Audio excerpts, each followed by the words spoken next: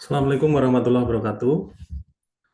Waalaikumsalam warahmatullahi wabarakatuh. Hari ini eh, pengarahan mengenai MBKM Batch 5 dan tata cara konversinya. Sebetulnya secara prosedur ya sama, tapi yang belum ada kejelasan ya, mungkin dari mahasiswa itu banyak pertanyaan, gimana cara konversinya Pak? Nah, kalau kemarin kan konversinya sambil jalan ya, kebetulan ada mahasiswa yang ikut MBKM dan sudah mengambil mata kuliah yang akan dikonversi. Nah, sekarang kan ada juga yang belum waktu itu. Nah, sekarang kita akan terangkan bagaimana cara mengkonversinya. Saya akan share materi uh, pengarahannya. Ini mana share screen? Oh, ini dia. Kelihatan ya? Baik. Bagi yang baru datang, silakan mengisi absensi yang ada di chat ya.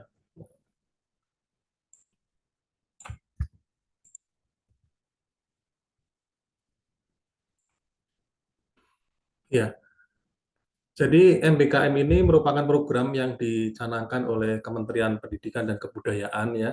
Ini kira-kira di akhir tahun atau pertengahan tahun 2020 ya. Waktu itu belum begitu banyak ya partner yang bergabung dan mahasiswa pun juga belum banyak yang ikut ya. Karena memang waktu itu Pak Menteri bilangnya ini bisa dikonversi sebanyak 20 SKS. Nah, ini banyak kampus yang bingung ini kurikulumnya sudah ada yang dibuat ya, sementara harus ada masukan untuk mengkonversi sebanyak 20 SKS.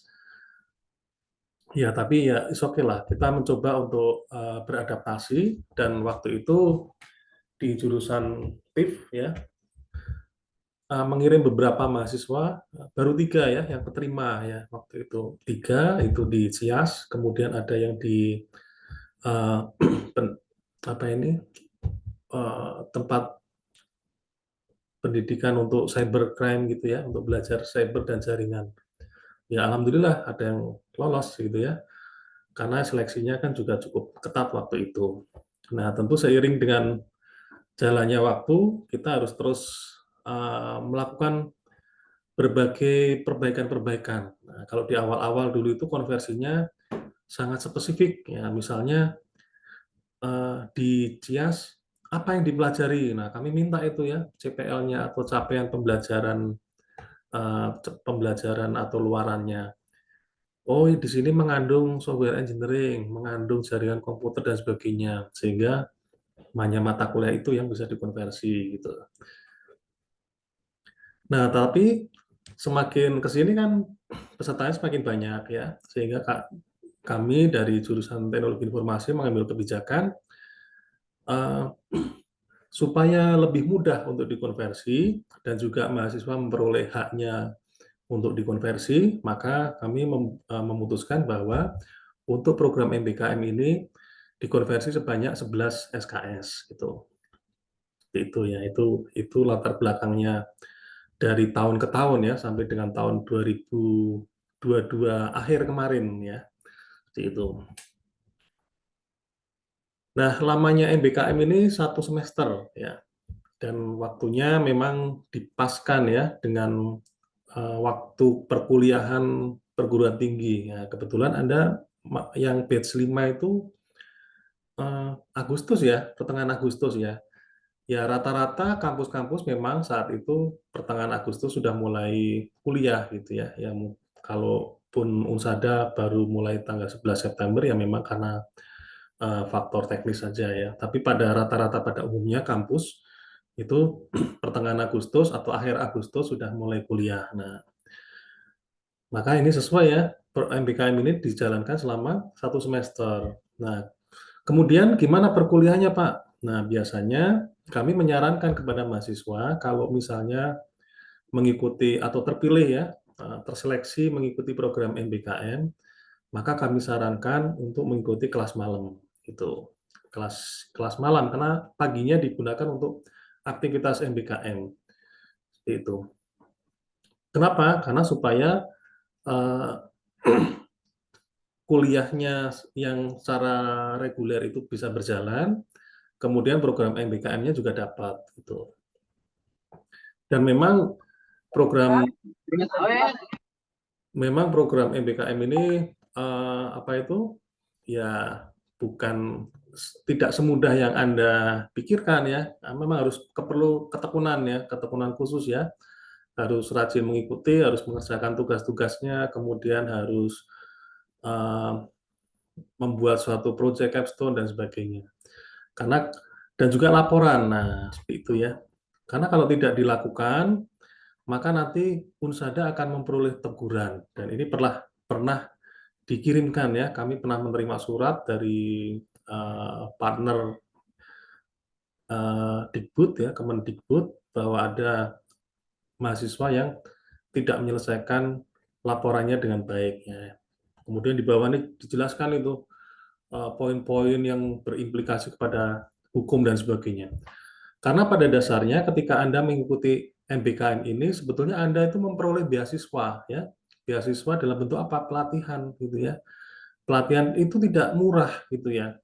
Anda yang dapat di Hektif misalnya, Anda bisa searching ya. Di Hektif itu kalau kursus berapa sekian juta. Anda yang dapat keterima di Orbit, wah itu berapa juta. Di Decoding berapa juta dalam satu modul. Nah, sementara Anda gratis ya, karena mengikuti program ini. Seperti itu. Oleh karena itu, pemerintah pun juga punya alasan ya. Kalau misalnya Anda tidak serius dalam mengikuti MBKM ini ya ada aturannya ya, ada aturan tersendiri begitu. Nah, ini tujuan dari program ini mempersiapkan mahasiswa agar dapat menjadi pribadi tangguh sesuai dengan kebutuhan zaman dan menjadi pemimpin dengan semangat kebangsaan tinggi. Karena di program MBKM tidak semata-mata diajarkan hal-hal yang terkait dengan keprofesian ya. Kalau misalnya Anda bidang IT ya, mahasiswa IT, kami sarankan untuk mengambil topik-topik yang terkait dengan teknologi informasi. Nah, ternyata dalam pelaksanaannya pun juga diajarkan hal-hal yang bersifat non IT juga, ada soft skill ya, ada kewarganegaraan dan sebagainya. Nah, ini tentu sangat sangat positif ya program ini. Oleh karena itu sejak awal program ini ada, kami berkomitmen supaya mahasiswa juga mengikuti ya, secara aktif mengikuti ya. Tentu sesuai dengan arahan-arahan dari jurusan ya. Ya salah satunya yaitu kalau mau ikut dan mau dikonversi ya ambillah yang sesuai dengan topiknya ya, topik IT. Kalaupun yang kedua mau ikut lagi ya silahkan boleh. Selama nama Anda masih bisa mendaftar di program MBKM dan masih muncul namanya ya silahkan aja. Ya kami tidak membatasi. Tapi dengar-dengar sih maksimal 2 kali. Itu saya nggak ngerti apakah pendaftaran yang ketiga terus namanya nggak ada atau gimana saya juga nggak tahu ya. Baik, saya lanjutkan. Ini sudah direkam belum ya tadi ya? Oh, sudah ya. Oke, kita lanjut ya. Nah, ini contoh-contoh skemanya ya. Program Merdeka Belajar ini ada pertukaran pelajar, ada magang, ada asistensi mengajar, ada wirausaha, penelitian, membangun desa, proyek studi atau proyek independen. Nah, kebanyakan mahasiswa jurusan teknologi informasi ini mengikuti yang magang dan SI ya, atau studi independen ya, itu yang di kiri bawah ya, seperti ini. Nah, tentu kita arahkan kepada tema atau topik-topik yang terkait dengan bidang IT. Supaya apa? Supaya ketika Anda lulus, ya Anda juga keilmuan bidang IT-nya semakin dalam. Gitu. Nah, apakah boleh ikut yang lain? Ya silakan saja. Cuma saya bingung ya mengkonversinya masuk kemana. Misal ya Anda masuk ikut program Indonesia Mengajar misalnya, atau misalnya kemarin itu ada dari Kemensos Pejuang Muda misalnya. Nah, ya silakan aja Anda ikut. Cuma kami tidak tahu harus mengkonversi kemana, makanya kita tidak bisa dikonversi kalau yang seperti itu ya topiknya. Ya mungkin lebih kepada kerja praktek, ya, kerja praktek.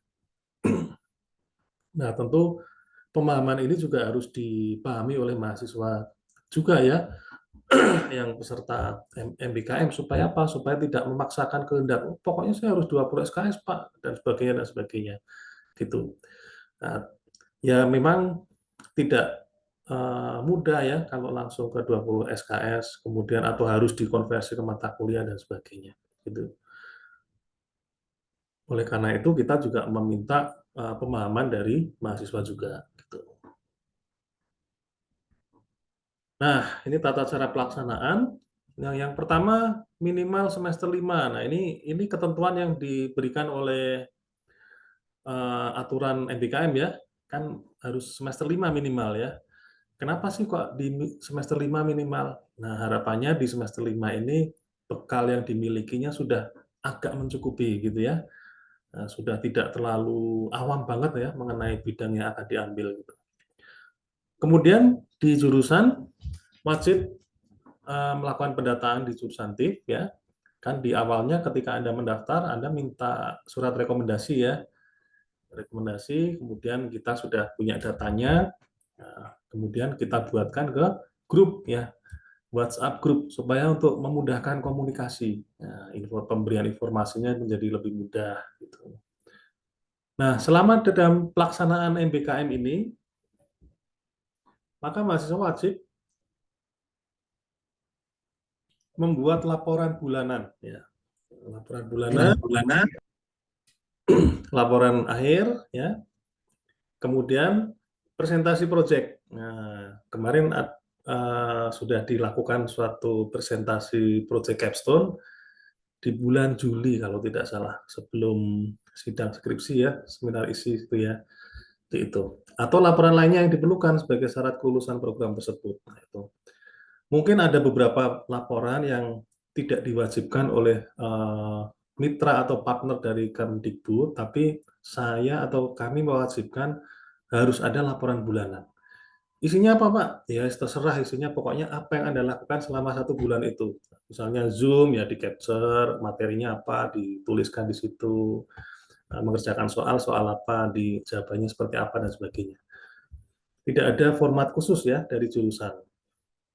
Yang jelas nanti sudah kita buatkan folder yang Anda bisa mengupload laporan tersebut ya. Foldernya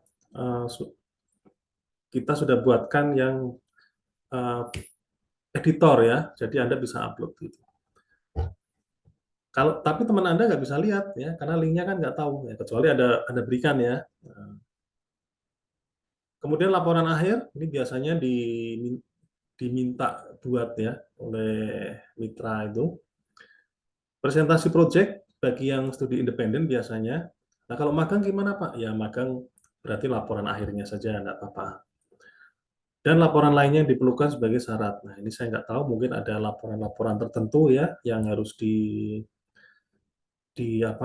harus dilakukan ya, misalnya minta tanda tangan pembimbing, minta tanda tangan kajur dari mitra dan sebagainya. Nah, ini contoh dari presentasi proyek capstone yang kemarin ya, batch 4,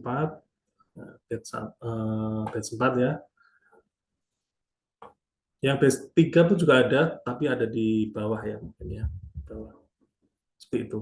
Jadi ini memang sengaja kita biasakan ya, supaya Anda juga bisa berbagi kepada teman-teman, bisa berbagi secara keilmuan, dan bisa memotivasi, mungkin memotivasi adik-adik kelas Anda ya, bahwa oh ternyata kakak kelasnya ada yang bisa membuat pengenalan daging, pengenalan beras menggunakan kecerdasan buatan dengan computer vision dan sebagainya, seperti itu. Atau misalnya bisa memberikan informasi aktivitas selama di magang itu apa dan sebagainya. Nah, tentu itu memberikan masukan ya kepada junior-junior Anda untuk supaya lebih termotivasi dalam belajar di jurusan ini.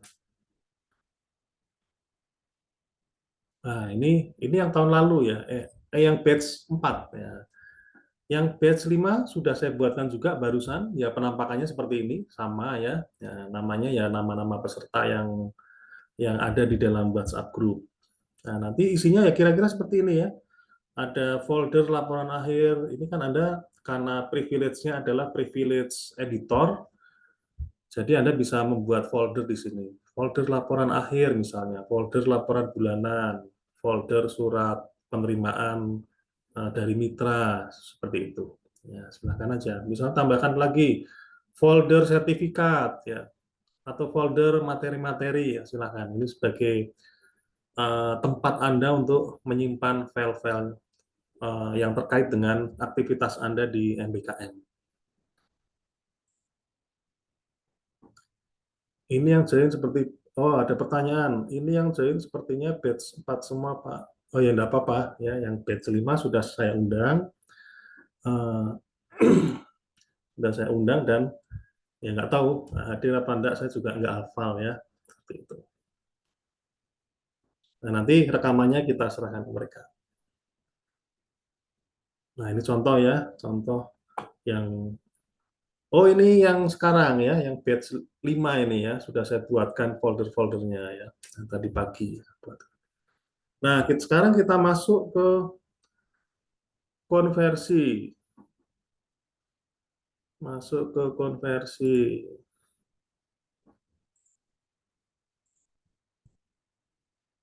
Bagaimana cara mengkonversinya atau seberapa banyak yang dikonversi? Dalam peraturan kementerian tadi dikatakan bahwa ada kata-kata 20 SKS. Tapi di situ diberikan kata-kata maksimal ya, ingat ya, maksimal 20 SKS. Berarti kurang dari 20 SKS ya boleh. Nah, di jurusan kita memutuskan sebanyak 11 SKS ya, yaitu mata kuliah kerja praktek yang 2 SKS dan 3 mata kuliah pilihan ya. 3 mata kuliah pilihan. Kalau tiap mata kuliah pilihan itu 3 SKS berarti kali 3 berarti 9 ya. Total jadi 11 gitu. Kemudian dikonversi dengan nilai minimal B. Nah, kami sudah menginstruksikan kepada dosen pengampu untuk memberikan konversi nilai minimal B. Kalau misalnya Anda ngecek nilai, konversinya kok B-min, nah segera lapor ya. Siapa tahu dosennya lupa atau mungkin jangan-jangan Anda di samping ikut MBKM juga ikut kelasnya, kemudian ikut ujian, ternyata ujiannya dapat B- atau C misalnya, oh udah dikasih B- misalnya. Padahal Anda ikut MBKM ya, itu. Nah, Anda bisa segera lapor. Kemarin kayaknya ada sih ya, yang dapat B- terus segera lapor, kita minta untuk diperbaiki. Nah, kemudian, oh ya, di bawah ada catatan tuh. Bagi mahasiswa yang telah mengambil MK di atas sebelumnya, maksudnya sebelum program MBKM, ya maka tidak ada konversi ya. Jadi suatu misal Anda sudah ikut KP gitu ya, sudah pernah ikut KP, sudah ada nilainya, nah, kemudian habis itu Anda tertarik untuk ikut program MBKM, nah, maka KP-nya ya nggak bisa dikonversi ya, seperti itu. Begitu juga untuk mata kuliah pilihan gitu. Tapi kalau saya amati trennya sih mahasiswa jurusan TIF ini anaknya ikhlas-ikhlas ya, tidak banyak mengharapkan konversi SKS ya.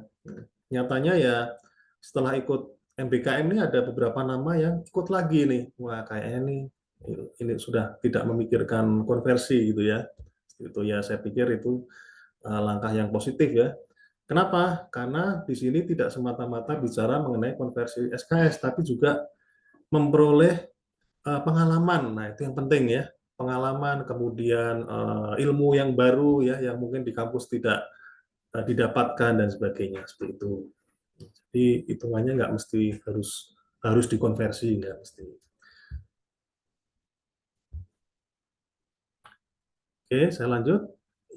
Ya, bagaimana supaya bisa dikonversi?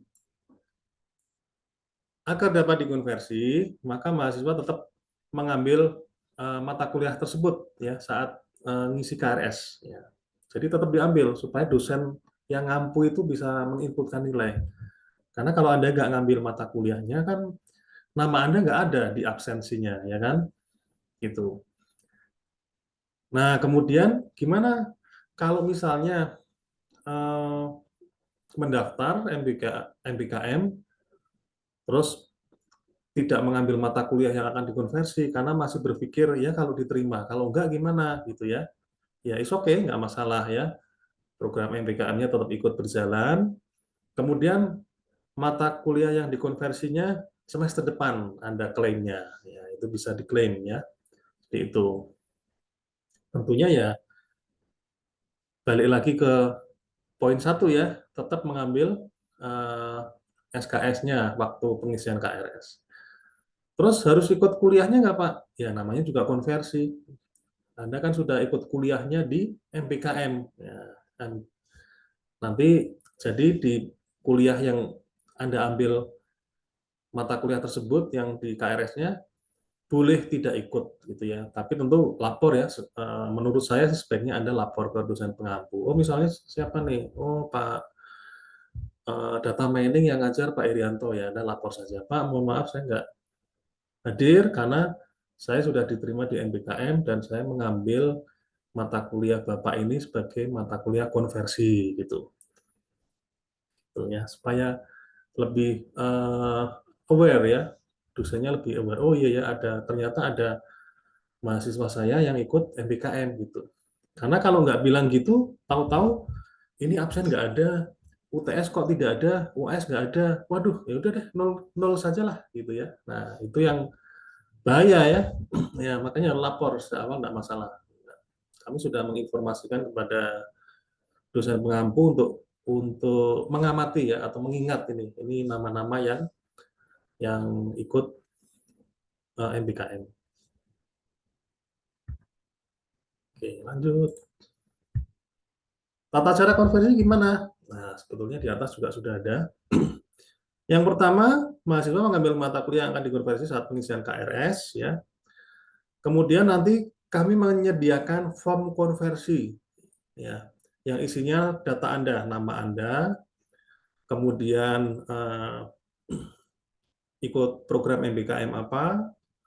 Setelah itu eh, kami mengajukan permohonan ya, di bawahnya ada permohonan untuk mahasiswa yang bernama di atas untuk dikonversi nilainya. Ya kira-kira suratnya hampir mirip ya yang semester lalu ya, beberapa kayaknya sudah pernah lihat deh ininya formatnya. Nah, kemudian cuma bedanya di sini ada mahasiswa meminta tanda tangan Kajur dengan melampirkan bukti kelulusan MBKM. Nah, artinya apa? Artinya form ini saya taruh di Google Drive, Anda yang mengisi sendiri ya.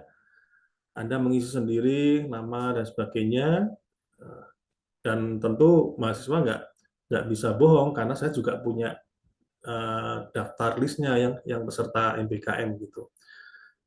Jadi Anda nanti download filenya, silakan diisi datanya, nama, NIM, SI di mana, kemudian lulusnya kapan gitu ya. Nah nanti dilampirkan uh, kelulusannya ya, entah itu sertifikat, laporan akhir, nilai akhir dan sebagainya, terserah. Itu untuk ditunjukkan ya, untuk ditunjukkan kepada dosen yang bersangkutan gitu. Nah di poin 3 ada tanda tangan Kajur supaya dosen yang memberi nilai konversi ini yakin ya bahwa oh iya benar ini surat dari Kajur dan ini sudah disahkan oleh Kajur untuk bisa dikonversi. Kemudian poin 4 silakan diserahkan formnya.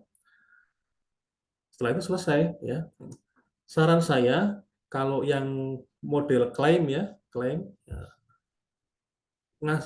atau apapun ya klaim ataupun yang sedang berjalan, memberikannya jangan sekarang ya, karena sekarang awal-awal kuliah, khawatirnya apa? Khawatirnya dosanya lupa ya. Anda bilang ke Pak Eri, Pak Eri saya ini nih mau klaim konversi nih, ya Pak Eri sih ya ya aja. Oh ya ya ya, begitu mau input nilai, Pak Eri lupa misalnya. Ternyata tidak dinilai karena memang nggak pernah ikut kuliah dan tidak mengerjakan tugas dan ujiannya ya, sehingga nol. Nah kan jadi ini jadi repot ya. Jadi saling mengingatkan aja ya, karena ini memang nggak ada mekanisme yang baku ya. Ya Anda saling mengingatkan lah. Ya saya kira begitu cara konversinya. Mungkin sebelum ke slide berikutnya ada yang bertanya, silakan. Izin Pak, mau tanya. Oh iya, silakan pakai. Itu formnya itu berarti di print ya Pak? Apa berbentuk digital? Oh iya di print ya. Nanti saya hanya memberikan soft copy-nya, nanti Anda isi sendiri data Anda, nanti Anda cetak, Anda berikan ke ini. Karena nanti ada tanda tangan saya juga. Itu nanti Anda berikan ke dosen yang bersangkutan. Karena Kak Juri itu kan nggak bisa menginputkan nilai dosen ya, nah, menginputkan nilai yang lain pun nggak bisa. Ya, Berarti ada ini lagi? Ya, ya. printnya misal kita ambil 2 matkul, berarti printnya 2 form gitu ya Pak? Ya, Masing-masing satu form gitu. Satu matkul, satu form yang di print gitu Pak? ya kalau dosanya beda ya otomatis ya. Kalau sama kebetulan eh, Pak Adam ngajar data warehouse sama komputasi pervasif sama, oh ya udah nggak masalah gitu ya. Tapi kalau beda nanti malah bingung ya. Ya intinya kita mudahkan saja lah gimana caranya. Gitu. Oke, siap Pak. Hmm. Baik. Nah ini ada pertanyaan menarik. Nah ini sudah saya duga ini ya. Saya mau nanya Pak, saya sudah, oh ini dari Setio Damara. Mengikuti mata kuliah pilihan, nilainya kurang memuaskan, terus mau diperbaiki dengan konversi MBKM ini. Sementara belum bisa, tapi ini sudah masuk dalam pemikiran kami, gitu ya. Saya udah duga ini pasti ada tanya seperti ini. Itu. Jadi ya semoga nanti ada kemudahan ya, gitu ya. Tapi saya dapat poinnya. Untuk sementara saya masih tidak menjawab bisa ya, ya yang sekarang ya seperti ini dulu gitu ya. Siapa tahu nanti bisa, oh bisa. Misalnya KP nih, KP kemarin dapat cemen, nah, ikut MBKM pengen dapat B ya sudah. Kalau memang bisa ya diputuskan bisa ya bisa. Tapi jadi ini jawaban saya sementara belum bisa dikonversi ya, gitu. Itu ya. Ya, oke. Ada lagi yang lain? Silakan.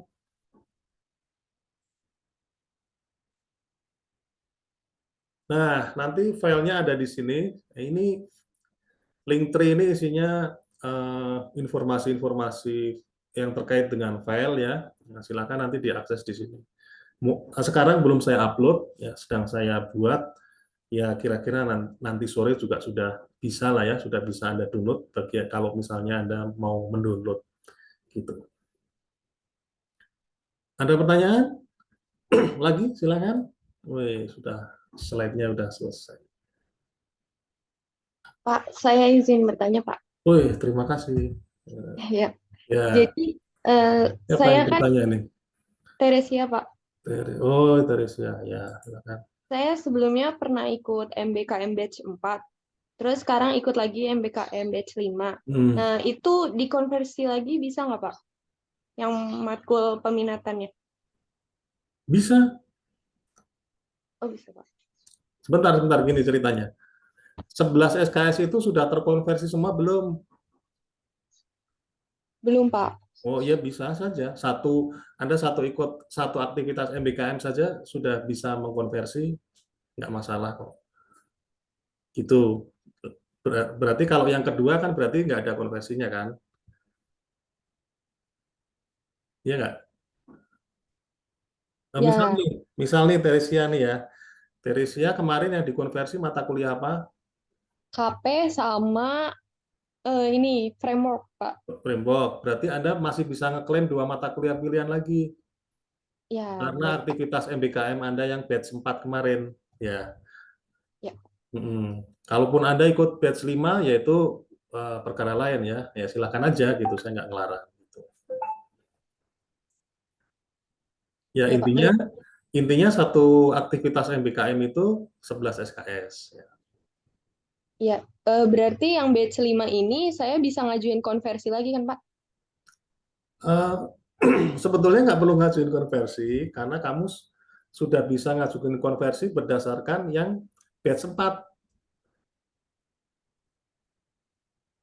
Paham nggak? Kan kemarin ikut batch 4. Ya, Heeh. Karena kamu kemarin semester kemarin ngambilnya hanya KP dan pemrograman framework, maka yang kamu ajukan konversi kan itu ya dua Pak. mata kuliah itu ya kan? Ya. Berarti Anda masih bisa lagi mengkonversi dua mata kuliah pilihan. Nah, Oh iya Pak. pakai saja surat lulusan yang batch 4 tadi. Itu bisa. Oh iya paham Pak. Iya ya. Nah, kalaupun Anda sekarang ikut MBKM batch 5, ya nggak masalah. Gitu. Oke Pak. Baik Nah, Pak. oke ya.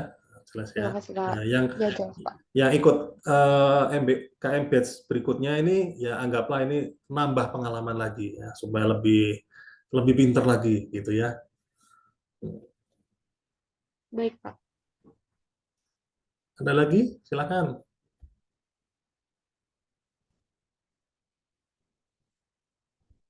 Baik, kalau tidak ada, silakan dilanjutkan ya aktivitas MBKM-nya kalau yang sudah mulai berjalan. Ya, yang belum ya silakan melakukan proses apa tadi konversi ya, ya seperti itu.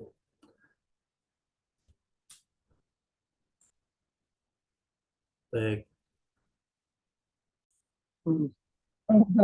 Ya, jangan lupa mengisi absensi ya. Yang sudah masuk kuliah ya saya ucapkan selamat mengikuti tahun ajaran 23-24 ya. Terima kasih atas perhatiannya. Assalamualaikum warahmatullahi wabarakatuh. Waalaikumsalam Waalaikumsalam. warahmatullahi wabarakatuh. Terima kasih, Masih Pak. Pak. Ya, sama.